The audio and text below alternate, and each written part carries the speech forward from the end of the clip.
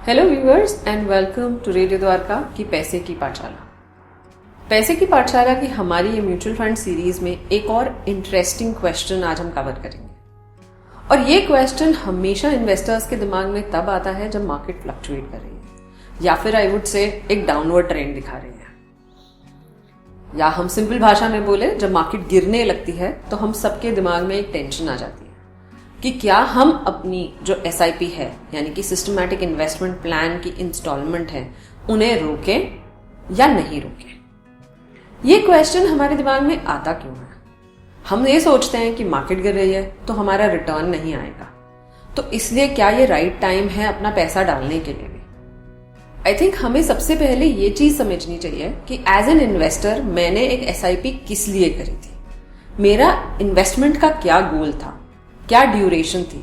And normally SIP जो हम करते हैं वो हम अपने ग्रोथ एक्यूमुलेशन के लिए करते हैं, यानी अपने एक किसी लॉन्ग टर्म गोल को मीट करने के लिए करते हैं। तो हमारे उस गोल को मीट करने के लिए हमारे लिए इंपॉर्टेंट है कि हम मार्केट में इन्वेस्टेड रहें और हम उस इन्वेस्टमेंट को कंपाउंडिंग इम्पैक्ट दें। एंड आई एम श्योर आपको पता होगा कि जब हम SIP में इन्वेस्ट करते हैं तो जो हमारा अमाउंट होता है वो आगे यूनिट्स में कन्वर्ट हो जाता है, यानी कि बेस्ड ऑन द NAV हमें नंबर ऑफ यूनिट्स मिलते हैं।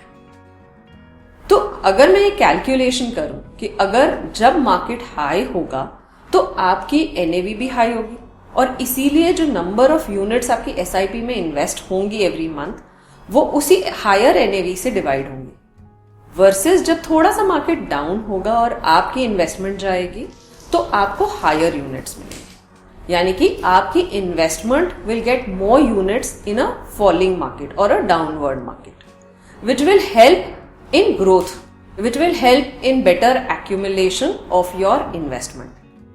यानी कि जब आपको ज्यादा यूनिट्स मिलेंगी तो डेफिनेटली आपका जो म्यूचुअल फंड की इन्वेस्टमेंट है उसकी ग्रोथ में ज्यादा रिटर्न आएगा, क्योंकि compounding effect higher number of units पे होगा। इसीलिए जब भी आप एक इन्वेस्टमेंट डिसीजन लें वो किसी डर यानी कि फियर ऑफ मार्केट फॉलिंग के बेसिस पे ना लें, या इवन ऑन ग्रीड यानी कि हायर रिटर्न के पीछे भागने की वजह से ना लें। आप अपनी इन्वेस्टमेंट डिसीजंस अपने इन्वेस्टमेंट गोल की वजह से करें।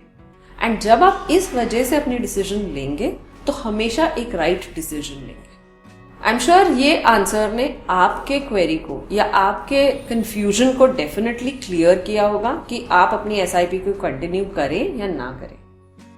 रेस्ट हम आपको जैसे बताते हैं हमेशा कि जब भी आप अपनी एक म्यूचुअल फंड की डिसीजन लें या इन्वेस्टमेंट डिसीजन लें तो अपने फाइनेंशियल कंसल्टेंट से डिस्कस करके एंड अपने लॉन्ग टर्म नीड्स को देख के ही करें। अगर ये कंफ्यूजन आपके किसी और फ्रेंड या फैमिली मेंबर को भी हो तो डेफिनेटली हमारा प्रोग्राम शेयर करें। अपनी कंफ्यूजन तो आपने क्लियर कर ली, बट क्या आप अपने कोलीग्स की कंफ्यूजन क्लियर नहीं करेंगे? आई एम श्योर आप हमारी म्यूचुअल फंड सीरीज से कनेक्टेड ही होंगे, और अगर नहीं है और आप फर्स्ट टाइम व्यूअर है तो definitely stay connected and subscribe to our channel, like and comment to what you would like to see in this programme, and for all your awareness needs stay connected with Radio Dwarka.